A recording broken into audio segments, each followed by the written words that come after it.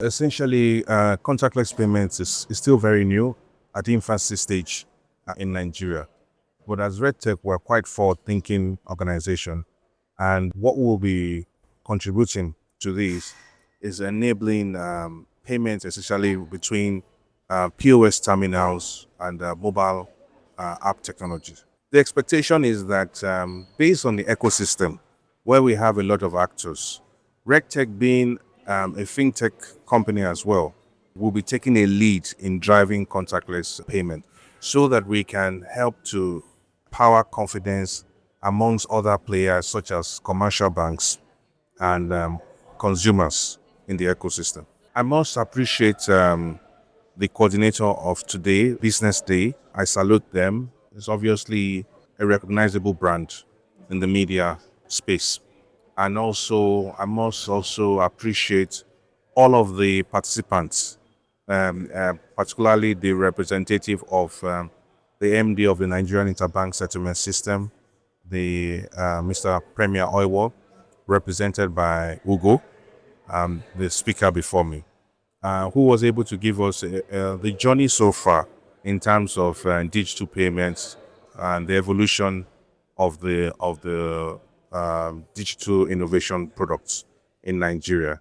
I was able to also leverage some of the information shared in his presentation to also let us know that it's a gradual progress that we're going to realize in contactless payment. Based on the persona of consumers, essentially, they tend to react to change. This is expected. So it's going to be, the progress in contactless payment is going to be gradual. As I mentioned, it might be best to look for a niche in deploying contactless payments. And that niche essentially would ensure that maximum security experience, whereby even if your credentials has been compromised as a consumer or infringed upon, your funds can still be recovered. That will boost confidence before exposing contactless to other means whereby it is of a higher risk.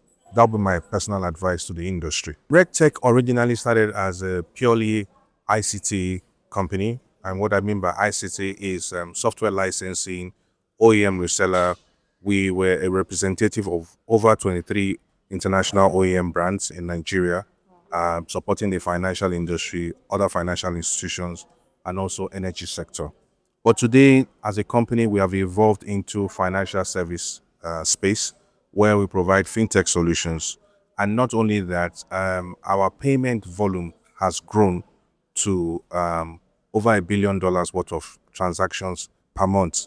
In year 2024, we processed up to 16 trillion worth of transactions, which is significant based on the fact that this was our first year in the fintech space, essentially.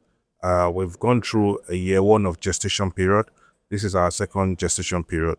Obviously, based on experience, it takes about 3 years, 36 months for a full gestation period for a fintech.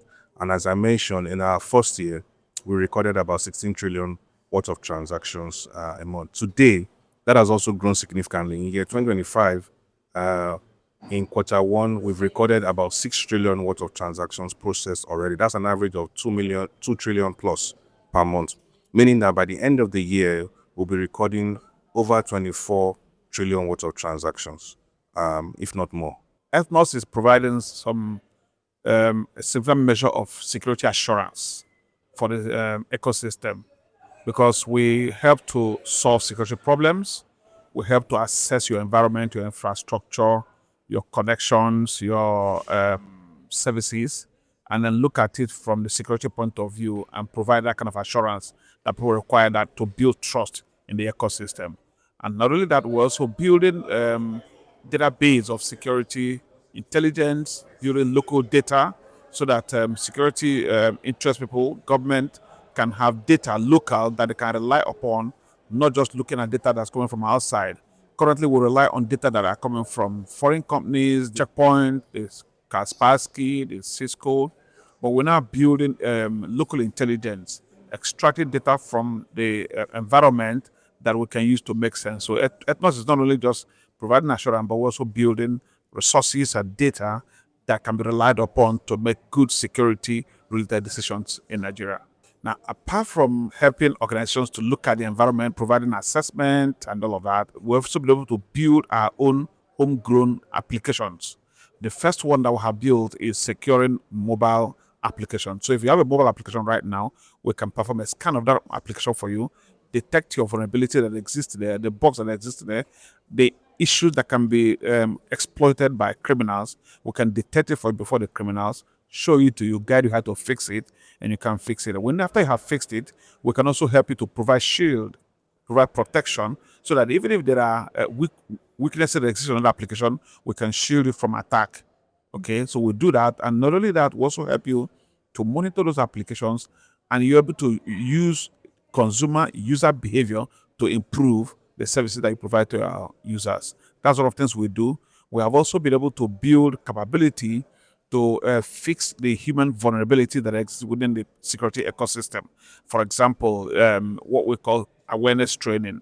So we can conduct simulated attack, okay, for your staff, so that your staff, you can detect for your staff what kind of risk they pose for you, and then guide them to get trained, get them breach those loopholes, and equip them to be able to apply human shield against security threats. So we'll build this local, I don't call it local really, we'll build homegrown solutions that have taken into consideration what we have learned from providing services in Nigeria and Africa. So we'll build it in Africa, in Nigeria, for the African market, and then of course to apply to global market. So we have two applications that we have built, and we are constantly conducting researches.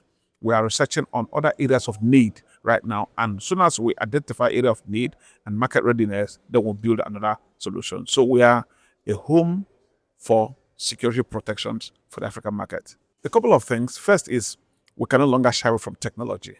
It's a must. So what we need to do is to prepare, put our hearts in order, and be able to compete and ensure that technology is enhancing human behavior, is enhancing services, and of course, is improving our communication and engagement with business and the consumers of business. That's one. Two is that we have to realize that as a society, it as government or private sector, we need to look at how we can constantly improve the use of this technology. We can't shy away from it anymore. There's just no way we can run away. And so we have to embrace it, we have to prepare to adopt it, and we have to equip ourselves to be able to respond efficiently and effectively to the demands of technology. Those are the two things that I've taken away from here.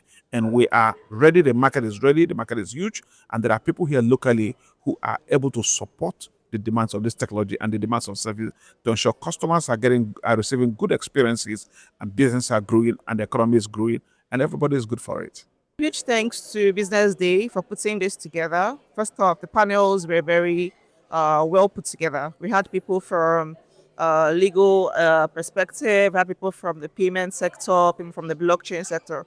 So my expectations, also in line with the open banking announcement by CBN, is to see more collaboration happen within the financial services sector. The acquirers, the regulators, and basically all the players see us come together and use what is already there. Like some of the panelists said, some of our POS devices are already NFC enabled. Our cards are already NFC enabled.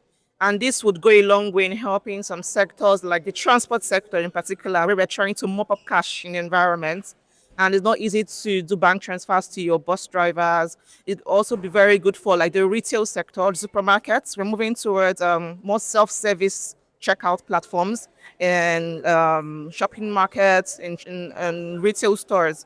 So moving in line with what the global industry is moving. So I think Nigeria is well positioned, and we have the population, demographic, and we can make this work with all players coming together. So like I said before, collaboration, more user education is needed. More support is needed from an infrastructural point of view. And basically having events like this basically is pushing more awareness out there of what we can do and of what is expected of us to do in the ecosystem. There've been a lot I've learned, so but my major takeaway is I've been exposed to a lot of things regarding future of payments in Nigeria. Also apparently, building a business, a startup. I mean, and I've gotten an insight that can actually add on to my own startup that will actually help me thrive in my own industry. I look forward to seeing contactless payment. I mean, seeing country like China. I mean, I wanted to raise the question, but I just decided to leave. I mean, we should introduce something like your finger payment. No, that's the need. I look forward to seeing that also in Nigeria. I mean, I don't need to take my card everywhere. I'm the kind of person I hate taking cards everywhere. I'm sorry to say, but I'd say that but if you have that kind of payment now, it's going to be a very good one for us. So.